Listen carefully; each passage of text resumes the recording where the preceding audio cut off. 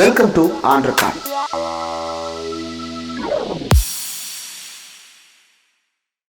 Welcome to ஆண்டர்கான். இன்றைக்கு நம்மோடு நேர்காணலுக்காக சிறப்பு விருந்தினராக மூத்த பத்திரிகையாளர் திரு ஜென்ராம் அவர்கள் இணைந்திருக்கிறார். அவரோடு பேசலாம். சார் வணக்கம். சார் வணக்கம் இந்திரா. சார், இன்றைக்கு திருமாவளவன் அவர்கள் கோயம்புத்தூர் ஏர்போர்ட்ல உள்ள என்டர் ஆகும் போது கேளுங்க அப்படின்னு சொன்ன உடனே பத்திரிகையாளர்கள் கேட்டாங்க.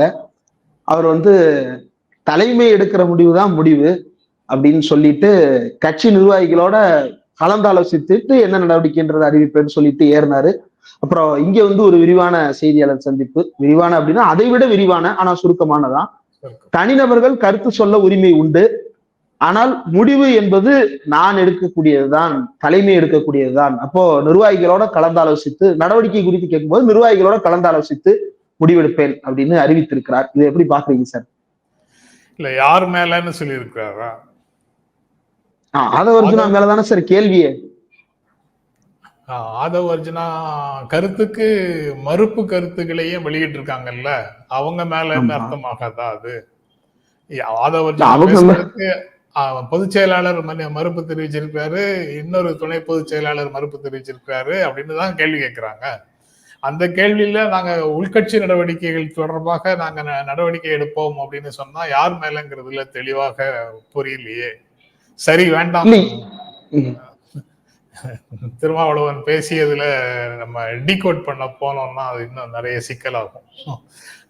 இல்ல சார், அப்படி ஒருவேளை மற்றவங்க மேல நடவடிக்கை அப்படின்னா அப்ப கட்சியே ரெண்டான மாதிரி ஆயிராதா சார்? அது இப்ப பொதுச் செயலாளர்கள் 2 பேரும் மாற்றுக்கருத்து தெரிவிச்சிருக்கிறாங்க, துணை பொதுச் செயலாளர் கிட்டத்தட்ட அவரை தவிர மற்ற எல்லாரும் மாற்றுக்கருத்து தெரிவிச்சிருக்கிறாங்க. அப்போ அது கட்சியவே கலைக்கிற மாதிரி வரும், அப்படி இல்லையா சார்? அது அதாவது மற்றவர்களுடைய பார்வைக்கு தெரிகிறபடி இது கூட்டணிக்குள்ள உரசல் அந்த மாதிரி எல்லாம் சொல்லிட்டு இருக்காங்கல்ல, அந்த மாதிரி பிரச்சனையாக எனக்கு தெரியல. அதை தாண்டி டீப் ரூட்டட் டிவிஷன் இன் பார்ட்டி அப்படிங்கிற மாதிரி தான் தோன்றுகிறது.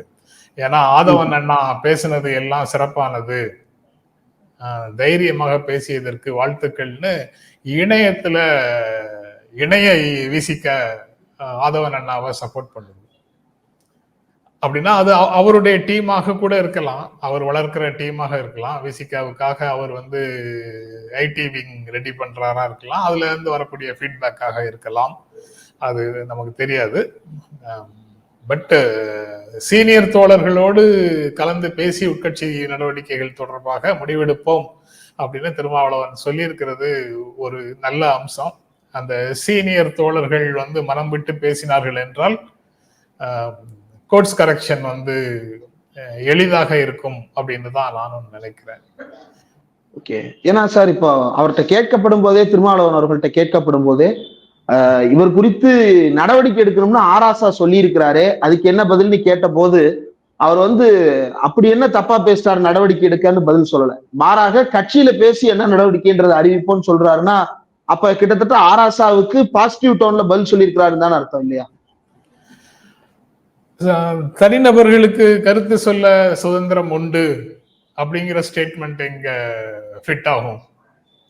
அது வன்னியரசுக்கும் ரவிக்குமாருக்குமான பதிலா? அவங்க 2 பேருக்குமான சுதந்திரமா இல்ல ஆதவுக்கான சுதந்திரமா? அந்த தனிநபருடைய கருத்து சுதந்திரம் இன்னொரு உங்களோட நெருக்கமான உறவுல இருக்கக்கூடிய இன்னொரு கட்சியை டேமேஜ் பண்ணும், கட்சியினுடைய முக்கியமான பிரமுகர்களை டேமேஜ் பண்ணும். அந்த அளவுக்கு கருத்து சுதந்திரம் இருக்கா?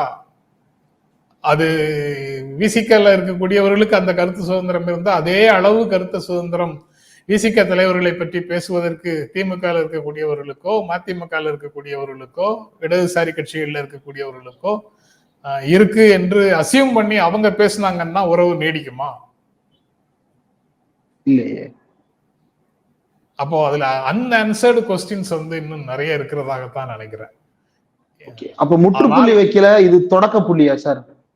இல்ல, முற்றுப்புள்ளி நேற்று இரவு முதலமைச்சர் போட்ட அறிக்கையில இருக்கு.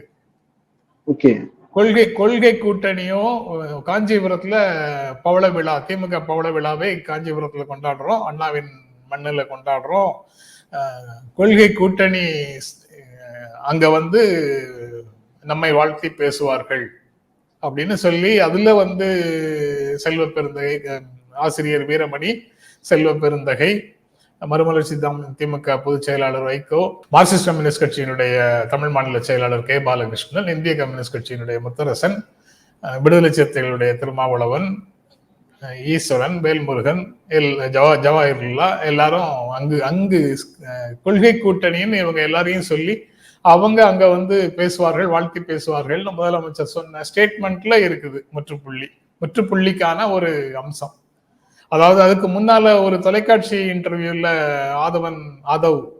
ஆதவன்கிறது ரவிக்குமாருடைய புனை பெயர் எழுத்துலகத்துல ஆதவ், அதனால இன் விகுதி வராம பாத்துக்கணும். ஆதவ் பேசும்போது பெருந்தன்மையாக இருக்கணும் திமுகன்னு சொல்லியிருந்தாரு. உண்மையிலேயே மிகவும் பெருந்தன்மையாக திமுக இருந்திருக்குது. அதனாலதான் இந்த மாதிரி எந்த விதமான பதில்களும் வர்றதுக்கு முன்னாலேயே கொள்கை கூட்டணி இது அப்படிங்கிறத உறுதி செய்து அந்த கொள்கை கூட்டணியில திருமாவளவனும் வந்து பேசுவாரு அப்படின்னு ஏற்கனவே திமுக அறிவிச்சிருச்சு. ஆமா, இது வந்து ஏற்கனவே வந்து அறிவாலயத்துல சந்திக்க வந்தாங்க சார். விசிகாவுடைய துணை பொதுச் செயலாளர்கள், பொதுச் செயலாளர்கள், சட்டமன்ற உறுப்பினர்கள், நாடாளுமன்ற உறுப்பினர் எல்லாருமே வந்து அறிவாலயத்துல முதலமைச்சரை சந்தித்து தங்களுடைய டிமாண்ட்ஸை வந்து கொடுத்துட்டு வெளியே வந்தாங்க. அப்பயே இது முற்றுப்புள்ளின்னு தான் கருதப்பட்டது. ஆனா அதற்கு பிறகும் ஆதவ் தொடர்ந்தாருன்றதான சார் பிரச்சனை. அப்ப இதை முற்றுப்புள்ளின்னு கருத முடியுமான்னு கேட்க கருத முடியாம சில கேள்விகளுக்கு பதில் இல்லாம இருக்குன்னு நினைக்கிறேன் நான். ஆனா நீங்களும் நானும் கேள்விகளுக்கு பதில் இல்லைன்னு சொல்றதுல எந்த விதமான அர்த்தமும் இல்லை. இதுவே போதுமானது அப்படின்னு திமுகவும் விசிகாவும் நினைச்சிடுச்சுன்னா அதுதான் முக்கியம். நாம வந்து அதை அதிகமாக இன்னும் ஆய்வு செய்ய வேண்டிய அவசியம் இருக்கிறதாக நான் நினைக்கல. இப்போதைக்கு அவங்க சொன்னதோட போயிடலாம் அப்படின்றதுதான் கரெக்ட். ஆனா இன்றும் கூட எல்லா ஊடகங்கள்லயும் அதுதான் பேசுபொருள்.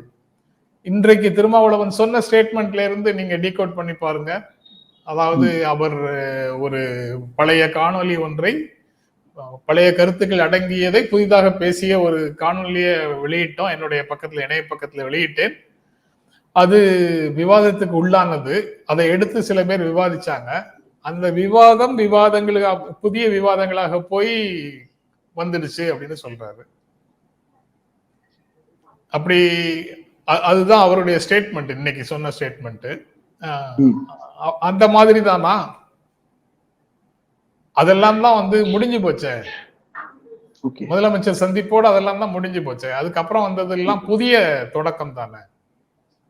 ஜூனியர் விகடன், தந்தி, இதுல இன்டர்வியூங்கிறது அதுக்கப்புறம் உண்டான புதிய தொடக்கம். இப்ப இது வந்து என்ன நோக்கத்துக்காக இந்த எபிசோடு வந்து நடத்தப்படுகிறது சார்? ஏன்னா ஆதவர்ஜுனா வந்து ரொம்ப பிளான்டா தான் இதை பண்றாரு. முதல்ல தந்திக்கு பேட்டி கொடுக்கிறாரு, ஜூனியர் விகடன்ல பேட்டி கொடுக்கிறாரு. அதற்கு பிறகு பொதுச் செயலாளர் மறுப்பு தெரிவித்ததற்கு பிறகும் இது இம்மெச்சூரா இருக்குன்னு பொதுச் செயலாளர் சொல்றாரு. திமுகவினுடைய துணை பொதுச் செயலாளர் அவர் he demands action from Thiruma. இதற்கு பிறகு மறுபடியும் வந்து புதிய தலைமுறை நேற்று அக்னி பரீட்சையில உட்கார்ந்து பேசுறாரு அப்படின்னா அப்ப அவருக்கு ஏதோ ஒரு நோக்கம் இருக்குல்ல சார்? அந்த நோக்கம் திருமாவளவன் அவர்களுடைய நோக்கத்தோடு ஒன்றாக இருக்கிறதா அல்லது வேறுபடுகிறதா சார்? ரொம்ப கடினமானது ஒரு கேள்வி. அத வந்து விசிகாவினுடைய தலைவர் தான் அதற்கு பதில் சொல்ல முடியும். அவருடைய நோக்கத்தோடு உடன்படுகிறதான்னு கேட்டா, அவரு 1999 சொன்ன நோக்கத்தோடு ஒன்று உடன்படுகிறது. 2016 ரவிக்குமார் எழுதிய கட்டுரையோடு ஒன்று உடன்படுகிறது. இன்றைய கான்டெம்பரரி பொலிட்டிக்கல் கிளைமேட்ல, இன்று இருக்கக்கூடிய அரசியல் சூழல்ல அது அவசியம் இல்லையா அப்படிங்கிற முடிவை யார் எடுக்கிறது? அது வந்து முன்னொரு காலத்துல ஒரு முழக்கத்தை முன் வச்சிருக்கிறோம், அதை வந்து அன்றைக்கு நீங்க சொன்னீங்கல்ல, அதுதானே நான் இப்ப சொன்னேன் அப்படின்னு இன்னைக்கு சொல்ல முடியுமா? இன்று இருக்கக்கூடிய கால சூழலை நீங்கள் கருத்தில் கொள்ள வேண்டாமா? இதை அப்படி அறியாமல் பேசுகிறவர்களுக்கு அறிவுறுத்த வேண்டியது யாரு? அறிவுறுத்த வேண்டியதை நாங்க அறிவுறுத்தி கொள்வோம், அது உட்கட்சி பிரச்சனை அப்படின்னு அதை வந்து சொல்லிட்டாங்கன்னா அதுக்கப்புறம் அதை பற்றி நம்ம பேச வேண்டிய அவசியம் இல்லை. அது அறிவுறுத்தினார்களா இல்லையா, அது தொடருதா, முடிவுக்கு வந்ததா, எல்லாம் அடுத்து வரக்கூடிய நிகழ்வுகள்ல இருந்து நாம புரிந்து கொள்ளலாம். 28ஆம் தேதி காஞ்சிபுரம் கூட்டத்திற்கு பிறகு என்ன நடக்குது, திரும்ப இதே மாதிரி புதிய சர்ச்சைகள் இல்லாம கூட்டணி அமைதியாக கூட்டணிக்கு பொதுவான முழக்கங்களை முன் வச்சுட்டு கூட்டணிக்கு பொதுவான எதிர்த்தரப்புல இருக்கக்கூடியவர்களுக்கு எதிரான நடவடிக்கைகளை மேற்கொண்டு விட்டு செயல்பட தொடங்கினால் இது போன்ற தேவையற்ற சர்ச்சைகள் இருக்காது. ஓகே, அதற்கான கிளைமேட்டா விசிகா தான் உருவாக்கணும். ஓகே, இல்ல இப்ப விசிகா தொண்டர்கள் மத்தியிலே ஒரு சிலர்கிட்ட ஒரு குரல் என்ன வருதுன்னா, ஆதவர்ஜுனா பேசுற நோக்கம் என்னவானாலும் இருக்கட்டும், ஆனா அதிகார பகிர்வு அப்படின்றது என்னைக்குமே ரெலவெண்ட் ஆனது தானே. இப்ப விசிகாவுக்கு அமைச்சரவையில இடம் கொடுத்தா என்ன குறைஞ்சிட போகுது, அதற்கும் பாஜக ஆட்சியில் இருக்கிறதுக்கும் என்ன சம்பந்தம் அப்படின்ற அந்த கேள்வி எப்படி பாக்குறீங்க சார்? நீங்க போதுமான பெரும்பான்மையோடு ஒரு கட்சிக்கு கொடுத்திருக்கிறாங்கன்னா அவங்க இதுவரைக்கும் தமிழ்நாட்டுல அந்த மாதிரி பொசிஷன்ல அவங்க தானே ஆட்சி அமைச்சிட்டு இருக்கிறாங்க. இந்த கூட்டணியில இருந்தவர்கள் அனைவரையும் 67 கூட்டணியில இருந்து தொடங்கி எடுத்து பார்த்துக்குங்க. இன்று வரை யாருமே அதுக்கான கோரிக்கையை முன்வைக்கல. வச்சாங்க, காங்கிரஸ் முன் வச்சாங்க 2006ல. ஆனா அதுக்கு காங்கிரஸ் இல்லாமலே கம்யூனிஸ்டுகளோடும் பாமகவோடும் சேர்ந்தாலே திமுகவுக்கு பெரும்பான்மை வந்துருதுங்கிறதுனால இவங்க ஆதரவு இருக்கு, அதனால நாங்க தனியாகவே ஆட்சி அமைக்கிறதுக்கு ஆதரவு கொடுத்துட்டாங்க, அதனால உங்களுடைய ஆதரவோட தான் நாங்க கூட்டணியில ஆட்சியில இருக்கோம்னு பொருள் இல்லை அப்படின்னு இங்க உள்ள லோக்கல் லீடர்ஷிப்புக்கு சொல்லிட்டு சோனியா காந்தியோட ஆட்சியில சேர்க்க முடியாது, அப்போ பாண்டிச்சேரியிலையும் நாங்க கேட்கட்டுமா அப்படின்னு டெல்லிக்கு உணர்த்திட்டு திமுக தொடர்ந்து ஆட்சியில இருந்தது. வெளியிலிருந்து ஆதரவு கொடுத்தவங்க எல்லாம் ஆட்சிக்குள்ள சேர்க்காம தான் PV நரசிம்மராவும் 98-96 ஆட்சி நடத்தினாரு. ஆட்சிக்குள்ள யாரையும் கேட்கல. இந்திய அரசிலேயே அப்படித்தான் நடந்தது.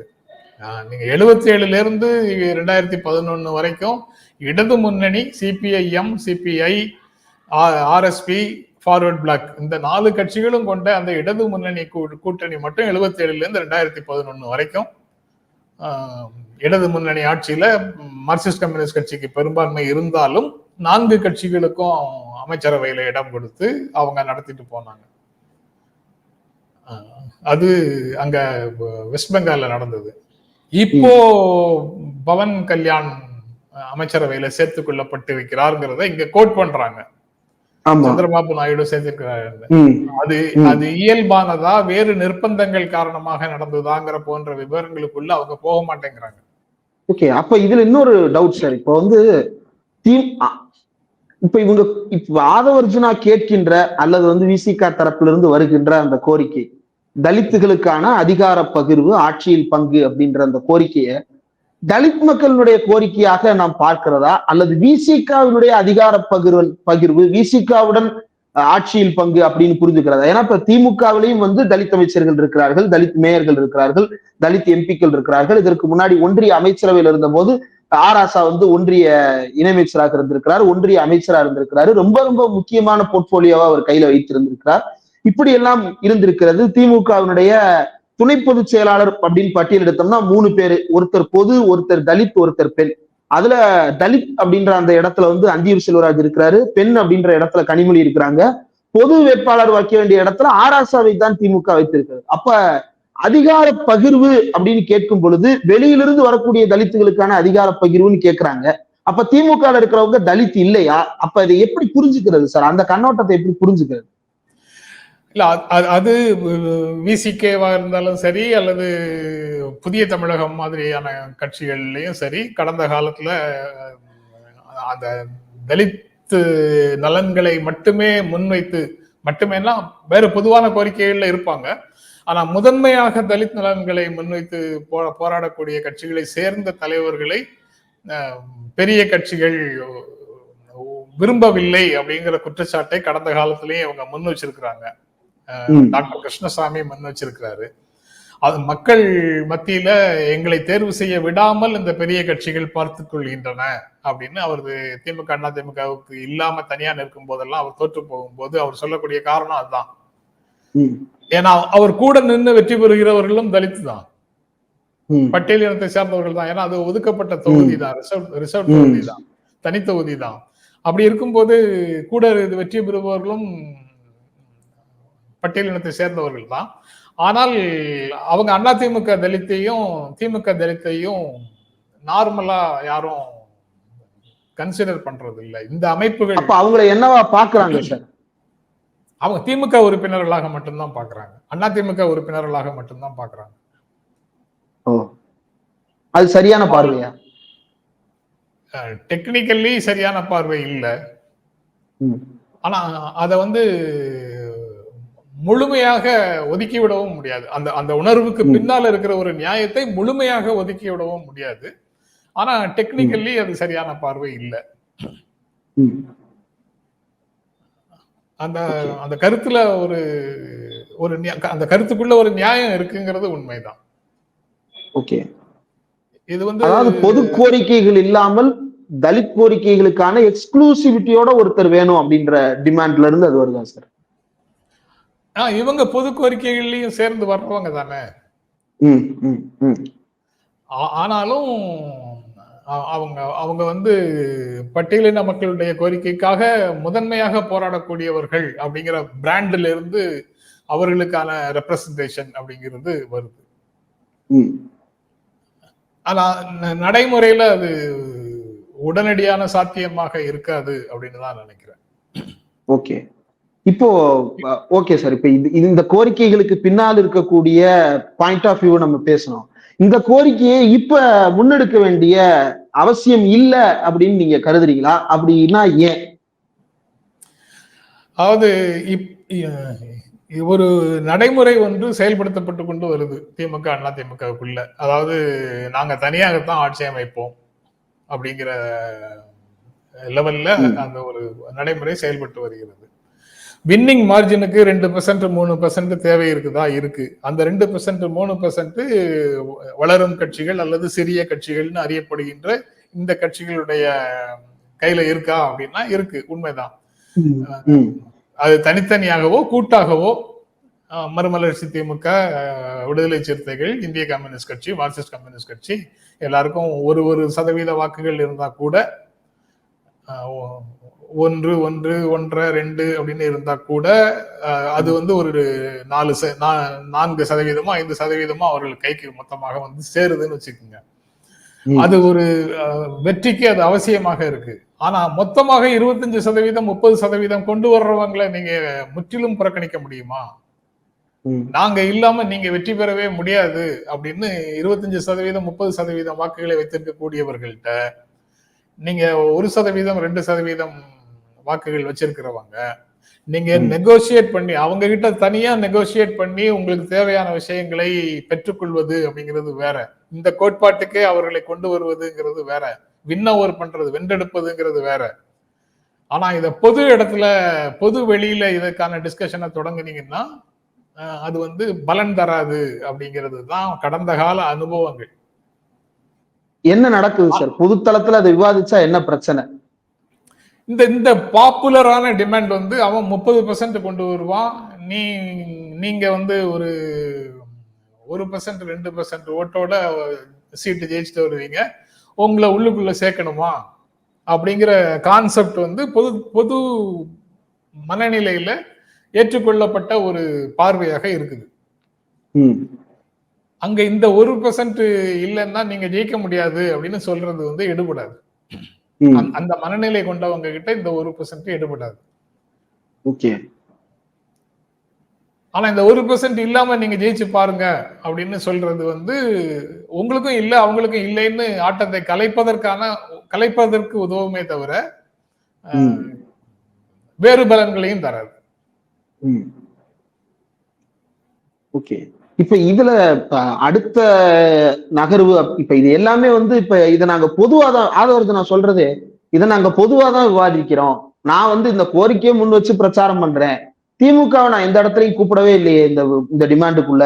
திமுக காரங்க ஏன் தேவையில்லாம பதற்றம் அடைந்து அவங்க இந்த டிபேட்டுக்குள்ள வர்றாங்க? நான் திமுக நோக்கி இதை சொல்லவே இல்லையே அப்படின்னு சொல்றாரு. துணை முதலமைச்சர் தொடர்பாக அவர் பேசிய கருத்து இயல்பானதா?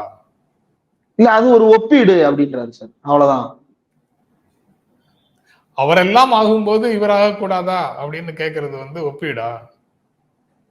அது திமுகவை சீண்டும் விதமான கருத்து இல்லையா? திமுகவுக்கு ஏன் இதுல இது பிரச்சனை, நாங்க பொது வெளியில பேசுறது தானே அப்படின்னு சொல்றோம். 1% 2%க்கு மேல வாக்குகளே வாங்கி எதுவுமே ப்ரூவ் பண்ணாத ஒருத்தர் வந்து அதிகாரத்துல பங்கு, ஆட்சியில பங்குன்னு கேக்குறாரு. அவங்களுக்கு அது இருக்கா இது இருக்கா அப்படின்னு சொல்லி யாராவது ஒருத்தர் பொது வெளியில பேசிட்டே போனா அது கூட்டணிக்குள்ள குழப்பத்தை உண்டாக்காதா? யாரையும் குறிப்பாக பேர் சொல்லியா நாங்க கேட்கிறோம், நாங்க பேசுறோம் அப்படின்னு எதிர்த்தரப்புல உள்ளவங்க யாராவது பேசுனாங்கன்னா எங்க போய் அது முடியும்? ரிஸ்ட்ரைனிங் அவர் செல்ஃப்ஸ் அப்படிங்கிறது வந்து ரொம்ப அவசியமான ஒரு பண்பு. இம்மெச்சூரான பேச்சுதான், இம்மெச்சூரான பேச்சுதான், அதுல சந்தேகமே கிடையாது. அல்லது மிஸ்டிவஸான பேச்சு. அது இம்மெச்சூரான பேச்சு அல்லது மிஸ்டிவஸான. மிஸ்டிவிட்டியுடைய நோக்கம் என்ன சார்? கூட்டணியை விட்டு வெளியில போவதாகவும் இருக்கலாம், அதை நோக்கி ஒரு முரண்பாட்டை கூட்டணிக்குள்ள உருவாக்குவதாகவும் இருக்கலாம். இப்போது தொடங்கி சிறு சிறு உரசல்கள் மூலமாக இன்னும் ஒரு 6 மாசத்துல 1 வருஷத்துல அந்த திசையை நோக்கி நகர்த்துவது கட்சிக்குள்ள ஒரு சிலருடைய நோக்கமாக இருக்கலாம், ரொம்ப மைனாரிட்டியாக இருக்கக்கூடியவங்களுடைய நோக்கமாக இருக்கலாம். எல்லா கட்சிக்குள்ளேயும் இப்ப திமுக விசிக்க வேண்டாம், வேற கட்சி ஒன்றை கூட்டணிக்குள்ள கொண்டு வந்துருவோம், இவங்களை விட அதிக ஓட்டுகள் கொண்ட கட்சி தான் அது ப்ரூவ்டும் கூட. குறிப்பிட்ட சில பாக்கெட்ல ஒரு 10 டிஸ்ட்ரிக்ட்ல அவங்களுக்கு கடுமையான செல்வாக்கு இருக்கு, அது வெற்றி தருமா தராதாங்கிறது அதுக்கப்புறம். ஆனா இப்படி பார்வையோட இருக்கக்கூடியவங்க திமுகக்குள்ள இருப்பாங்கல்ல, பெரிய பொறுப்புகள்ல இருக்காங்க, இருக்காங்க. அவங்கள பேச விட்டுட்டு திமுக தலைமை பேசாம இருக்க முடியுமா? Where will it lead? இந்த கேள்விகளுக்கெல்லாம் பொறுப்புல இருக்கிறவங்க விசிகேலையோ அல்லது வேறு கட்சிகள்லயோ பொறுப்புல இருக்கிறவங்க இதெல்லாம் கொஞ்சம் யோசிச்சு பார்க்கணும். டேமேஜ் பண்ணிட்டு அதுக்கப்புறம் டேமேஜை சரி பண்றது அப்படிங்கிற முயற்சி வந்து ஏற்பட்ட சேதத்தை முழுவதுமாக சீர் செய்யாது. ஓகே, இப்ப திருமாவர்களுக்கு இது நல்லாவே தெரியுங்களா சார், இது என்ன மாதிரியான டேமேஜை ஏற்படுத்தும்ன்றது ஹி நோஸ் வெல். ஏன்னா 2016 வந்து இந்த சேம் அஜெண்டா தான், அதுதான் வந்து வேறு ஒன்றாக பரிணமித்தது. நோக்கங்கள்ல தப்பு இல்லை, ஆனா அன்றைக்கு என்ன நடந்ததோ அதே திருப்பி நடத்தப்படுறது பழுது கண்ணு முன்னாடி அப்படின்னா அது அவருக்கு தெரியலையா? எப்படி இதை அனுமதிக்கிறாரா அல்லது திருமாவை மீறி இவர் பேசுறாரா? இதை எப்படி புரிஞ்சுக்கிறாரு சார்? இப்ப 3 பேக்ஷனா இருக்கிற மாதிரியான ஒரு தோற்றம் எல்லாம் கிடைக்குது இல்ல? அதாவது அனுமதிக்கிறார்னு நான் எடுத்துக்கல, ஆனா அவர்கிட்ட விவாதிக்கிறாங்கன்னு வச்சுக்கோங்க. ஆபீஸுக்குள்ள கட்சிக்குள்ள அது தொடர்பாக விவாதிக்கிறாங்க. திருமாவளவன் அதற்கெல்லாம் மாற்று கருத்து இருந்தாலும் கவுண்டர் கொடுக்காம அப்படியா சரி சொல்லுங்க சரி சொல்லுங்கன்னு உங்களுடைய உணர்வுகளை புரிந்து கொள்வதற்காக எல்லாவற்றையும் கேட்டுக்கொண்டிருக்கிறார். அவர் பதிலே சொல்லல, சரி பார்ப்போம், அதை பத்தி யோசிப்போம் அப்படின்னு சொல்லிட்டு அவர் அந்த மீட்டிங்கை முடிச்சிடுறாரு. அவர் எதிர்த்தே ஒன்னும் சொல்லல, அப்போ அவர் எல்லாவற்றையும் அனுமதிக்கிறார்னு தான் அர்த்தம் அப்படின்னு நான் அசியூம் பண்ணிட்டு நான் என்ன வேணாலும் பேசிட முடியுமா? அப்படி பேசிய ஒரு பேச்சாகவும் அது இருக்கக்கூடும். அதனால அது அவங்களுடைய சீனியர் காம்ரேட்ஸோட அவர் பேசி முடிவு பண்றதுதான் கரெக்ட். ஏற்கனவே இது இம்மெச்சூர் பேச்சுன்னு வன்னியரசும் ரவிக்குமாரும் பொதுச் செயலாளர் திருமாவுக்கு அடுத்த பொசிஷன் பொதுச் செயலர் தானே, பொதுச் செயலரும் சொல்லியிருக்கிறாங்க. அவர்களோடு பேசி சட்டமன்ற சிந்தனை செல்வன், ரவிக்குமார், வன்னியரசு, திருமாவளவன் 4 பேரும் உட்கார்ந்து பேசினாங்கன்னா அதுதான் அமைப்பான்னு எனக்கு தெரியல, யார் முடிவு பண்ணணும்னு தெரியல. நமக்கு பப்ளிக் பர்செப்ஷன்ல ஒரு கூட்டு தலைமை தான் அந்த 4 பேர் பேரும் உடனடியாக நினைவுக்கு வருது. அவங்க 4 பேரும் சேர்ந்து என்ன முடிவு செய்யறாங்களோ அதுக்கப்புறம் என்ன நடக்குதுங்கிறத பார்க்கலாம். ஓகே, இப்ப இந்த கூட்டணி இன்டாக்டா இருக்கணும்ன்றதுல வந்து ஒரு தொடர்ச்சியான ஒரு உழைப்பை வந்து பார்க்க முடியுது சார். இப்ப நீங்களா இருக்கட்டும், இப்ப எனக்குமே வந்து இந்த கூட்டணி இன்டாக்டா இருக்கணும் அப்படின்றதுல வந்து ஒரு ஆர்வமும் ஒரு ஆசையும் இருக்கு. பலருக்கும் அந்த ஆர்வம் இருக்கு. அதற்கான காரணம் என்ன சார்? ஒரு சிலர் என்ன நினைக்கிறாங்க, ஏன் சுயமரியாதையை விட்டுட்டு ஒரு கட்சி இப்படி இருக்க சொல்றீங்க அப்படின்னு ஒரு சிலர் வந்து கொம்பு செய்யறாங்க. திருமாவை நீங்க அடைச்சு வைக்க பாக்குறீங்களா, 4 சீட்டுக்கு விலை பேச பாக்குறீங்களா அப்படின்னு சொல்லிட்டு நியாயமான கேள்வி போல தோற்றமளிக்கின்ற ஒரு விஷக்கத்திய வந்து செருகிறாங்க. ஏன் இந்த கூட்டணி இன்டாக்டா இருக்கணும்? ஏன் இது உதிர்ந்துடக்கூடாது? ஒரு கூட்டணிய உடையாம காப்பாத்துவது பத்திரிகையாளர்களுடைய வேலையா, அதுக்கு வேற பெயரு அப்படின்னு சொல்றாங்க. எஸ், திட்டுறாங்க, கண்ணாபின்னான்னு திட்டுறாங்க, அசிங்கமா திட்டுறாங்க. ஆமா, உடைக்கணும்னு முயற்சி பண்றவங்களை திட்டுறீங்களே, அப்ப இருக்கணும்னு சொல்றவங்களும் மோசம் தானே அப்படின்னு சொல்றாங்க. ஆனா இது பத்திரிகையாளர்களுடைய வேலை, மீடியா பர்சன்ஸோட வேலைன்னு எல்லாம் இல்ல, குடிமக்களுடைய வேலையாக நினைக்கிறேன் நான். இந்த கூட்டணி உறுதியாக இருக்க வேண்டியது அப்படிங்கிறது ஒரு 2021 வாக்குல தேர்தலுக்கு முன்னால ஒரு நிச்சயமற்ற ஒரு நிலை இருந்தது. மாநிலத்தை ஆளும் கட்சி தன்னால முடிந்ததை செய்து முடியாததை முடியலன்னு சொல்றதுக்கு பதிலாக அவர்களே முடிவெடுக்கிறார்களா, அவர்களே செயல்படுத்துகிறார்களா அப்படிங்கிறதே தெரியாத அளவுக்கு அதிகாரத்தில் நேரடியாக இல்லாதவர்களுடைய செல்வாக்கு அதிகமாக இருக்கக்கூடிய ஒரு ட்ரெண்ட் இருந்தது அந்த சமயத்துல. அந்த சமயத்துல அந்த மாதிரி இருந்த ட்ரெண்ட் வந்து கருத்துரிமை அல்லது பொதுவாக கான்ஸ்டிடியூஷனல் வேல்யூஸுக்கு மரியாதை கொடுக்கக்கூடிய, அக்கறை அது செலுத்தக்கூடிய நபர்கள் எல்லாருக்கும் எங்க இருக்கிறோம், தமிழ்நாட்டில்தான் இருக்கிறோமா, தமிழ்நாட்டினுடைய தன்மையோட தான் சமூகம் இயங்கி கொண்டிருக்குதா அப்படிங்கிற பல கேள்விகளை முன் வச்சது. 2021 மு க ஸ்டாலின் தலைமையில ஒரு ஆட்சி வந்ததற்கு பிறகு ஒரு நிம்மதியான உணர்வு அந்த செக்ஷனிடம் உண்டாச்சு. அதாவது பாலாறும் தேனாரும் ஓடுது அப்படின்னு எல்லாம் அவங்க யாரும் நினைக்கல. ஆனா ஒரு நிம்மதியான உணர்வு உண்டாச்சு. நாம செய்யக்கூடிய வேலைகளை செய்ய முடியும், அதற்கு குறுக்கீடுகள் எதுவும் பெரிதாக இருக்காது அப்படின்ற ஒரு உணர்வு வந்தது. அது ஒரு ஃபர்ஸ்ட் எனக்கு அந்த நிம்மதிங்கிற சொல்ல தவிர எனக்கு வேற சொல் எதுவும் கிடைக்கல. ரிலீவ்டு அப்படின்னு ஆங்கிலத்துல சொல்றேன். ஒரு பதற்றமான ஒரு நிலையிலிருந்து ரிலீவ்டுங்கிற ஒரு நிலைக்கு வந்த மாதிரி ஒரு உணர்வு இருந்தது. அந்த உணர்வின் அடிப்படையில தான் அவங்க எல்லாரும் பேசுறாங்க, இந்த கூட்டணி நீடிக்க வேண்டும். திருமாவளவன் தெரிந்தோ தெரியாமலோ தவறே செய்தாலும் கூட அதை பற்றி, தவறுகளை பற்றி பேச தயாராக இல்லாமல் கூட்டணி வந்து இன்டாக்டாக இருக்கணும், கூட்டணி தொடர வேண்டும். எப்படி இது 4வது பெரிய தேர்தல், 2 மக்களவை தேர்தலை முடிச்சாச்சு, 2 சட்டப்பேரவை தேர்தலையும் இந்த கூட்டணி முடிக்கட்டும். பொலிட்டிக்கலாவும் சமத்துவம், சமூக நீதி, சகோதரத்துவம் போன்ற அந்த வேறு இங்க இருக்கக்கூடிய வேறொரு முக்கியமான பதவி சார்ந்தவர் வார்த்தையில சொல்லணும்னா போன்ற ஐரோப்பால இருந்து கடன் வாங்கிய வார்த்தைகள், ஐரோப்பாவில் இருந்து கடன் வாங்கிய சொற்கள் எல்லாம் முக்கியமான சொற்களாக நமக்கு தெரியுது இல்ல, அந்த சொற்களினுடைய அணியாகவும் இது இருக்கு. அதனால இந்த அணி வந்து முக்கியமான அணியாக கருதுகிறோம்.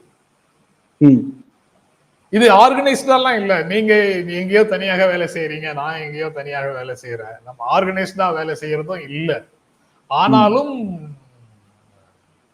வெளியில இருந்து நம்மை பற்றி கருத்து சொல்றவங்க நம்ம எல்லாரையும் ஒரு அணியாக மாற்றாம அவங்க வந்து ஓய மாட்டாங்க போல தெரியுது. இல்ல சார், ஒருவேளை அந்த பக்கம் அந்த மாதிரி ஏதாவது அணிகள் இருக்கும் போல, அதனால இந்த பக்கமும் அப்படி அணி இருக்குன்னு நம்புறாங்களான்னு தெரியல. கரெக்ட். அங்க திராவிட முன்னேற்ற கழகத்தை எதிர்ப்பவர்களுக்கு பாதுகாப்பும் வேறு சில பாதுகாப்பான உணர்வையும் கொடுக்கிற நடைமுறை இருந்ததுன்னா, அது திமுகவை ஆதரிக்கிறவங்களுக்கும் அதே மாதிரியான ஒரு நடைமுறை இருக்கிறதாக அசியம் பண்ணிட்டு அனுமானத்தின் அடிப்படையிலையும் கூட அந்த மாதிரி முடிவுகளுக்கு வரலாம். இப்ப இதுல நிறைவா ஒரு கேள்வி சார், இதுக்கு நடுவுல வந்து குறுக்கு இந்த கௌஷிக் வந்த மாதிரி மேடம் ஜெயலலிதாவும் மெச்சூர்டு பொலிட்டிஷியன் எடப்பாடி பழனிசாமியும் குறுக்க வந்துட்டு போறாங்க. நான் இடையிலே கேட்கணும்னு நினைச்சேன், ஆனா இதை கன்க்ளூடிங்கா வச்சுக்கலாம்னு நினைச்சேன். அவர் வந்து அதை தொடர்ந்து சொல்றாரு, எடப்பாடி வந்து இப்ப இந்த கூட்டத்துக்கு எப்படி வருவாரு, திமுக காரங்க வர்றாங்களே அப்படின்னு கேட்கும்போது, இல்ல அவர் ரொம்ப மெச்சூரிட்டியான ஆளு, திமுக காரங்க வந்தாலும் அவர் வருவாரு, எங்க அது கூட்டணிக்கு எடுத்து விட்டுற மாட்டாரு அப்படிலாம் கேட்க மாட்டாரு, அவரு ரொம்ப நல்லவரு, ரொம்ப சாஃப்டா நல்லபடியா கருத்தை மட்டும் பேசிட்டு போகக்கூடிய அளவுக்கு அவர் வந்து மெச்சூரான ஆள்னு ரொம்ப நெருங்கி பழகியது போல அவர் அந்த உணர்வுகளை எல்லாம் வெளிப்படுத்துறாரு. அப்புறம் இப்ப பிஜேபியை எதிர்க்க துணிஞ்சிருச்சு அப்படின்னு சொல்றாரு. இதை நீங்க எப்படி பாக்குறீங்க சார்? 2-3 அதோட தொடர்புடைய வேறு சில ஸ்டேட்மெண்ட்டும் இருக்குல்ல. வட மாவட்டங்கள்ல விசிக இல்லை என்றால் திமுகவால வெற்றி பெறவே முடியாது அப்படிங்கிற ஸ்டேட்மெண்ட்ல இருந்தும் ஒரு ரெஃபரன்ஸ் வருது இல்ல, ஒரு இன்ஃபரன்ஸ் வந்து நமக்கு கிடைக்குது. மேடம் ஜெயலலிதா தனியாக நின்னாங்க, திமுக இது வரைக்கும் தனியாக நின்றுக்குதா, இந்த மாதிரி கூட்டணி கட்சிகளை நம்பிதானே நிக்குது அப்படின்னு சொல்வதற்கு பின்னால என்ன இருக்கு? கூட்டணியோட யாரோடையும் சேர முடியாம தனியாக நின்று கொண்டிருப்பவர்கள் சும்மா சும்மா சவடாலுக்காக திமுக தனியா இருக்கு, எங்களை மாதிரி திமுகவும் தனியா நிக்கட்டுமே, எங்களுக்கு மாதிரி திமுகவும் தனியா நிக்கட்டுமேன்னு சொல்ற மாதிரி அதே முழக்கத்தை விசிகாவில் இருந்தும் ஒருவர் முன்வைக்கிறார். யாரு தனியா நின்றுருக்காங்க இது வரைக்கும்? ஜெயலலிதா நின்னாங்க எப்போ? ஒரே ஒரு முறை.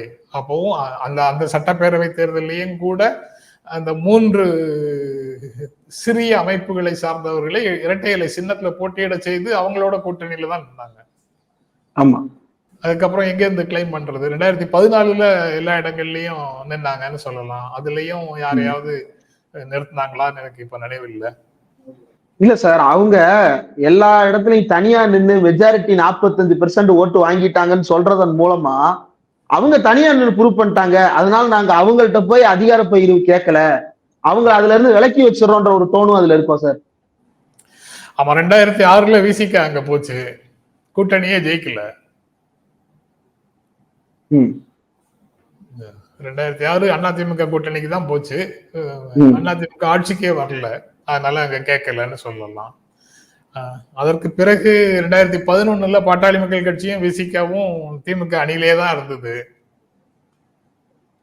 வட மாவட்டங்கள்ல விசிக இல்லாம திமுக ஜெயிக்க முடியாதுன்னு சொல்றாங்கல்ல, விசிகாவோட சேர்ந்து பாட்டாளி மக்கள் கட்சியும் இருந்தது, திமுகவும் இருந்தது, அணி ஜெயிக்கல.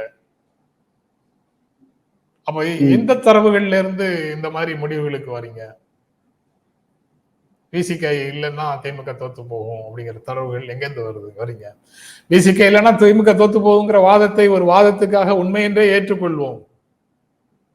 திமுக இல்லைன்னா விசிக என்ன ஆகும்? ம்.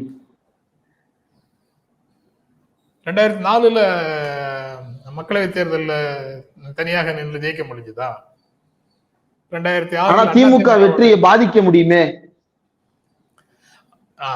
எங்க 2004 திமுக தான் 40 தொகுதிகளையும் ஜெயிச்சிடுச்சு அவங்க கூட்டணியோட.